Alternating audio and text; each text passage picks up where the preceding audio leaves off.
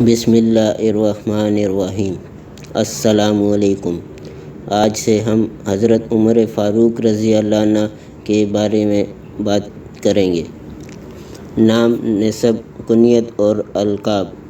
نام عمر اور نسب نامہ یہ ہے: عمر بن خطاب بن نفیل بن عبدالعزیز بن ریاح بن عبداللہ بن قرۃ بن رضاح بن عدی بن کعب بن لوی بن غالب القریشی العدوی ہے۔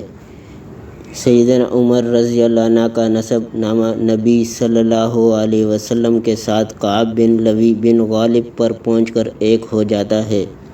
سیدنا عمر رضی اللہ عنہ کی کنیت ابو حفص اور لقب فاروق تھا۔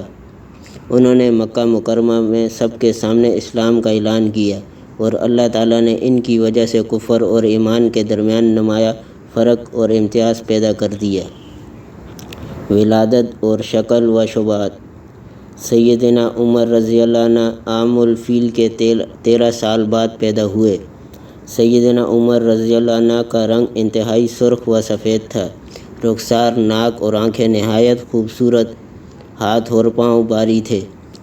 بدن مضبوط، قد لمبا اور سر کے بال سامنے سے جڑے ہوئے تھے۔ وہ لوگوں پر اس طرح فائق نظر آتے تھے جیسے وہ سوار ہوں اور لوگ پیدل چل رہے ہوں۔ وہ ایک طاقتور اور مضبوط انسان تھے۔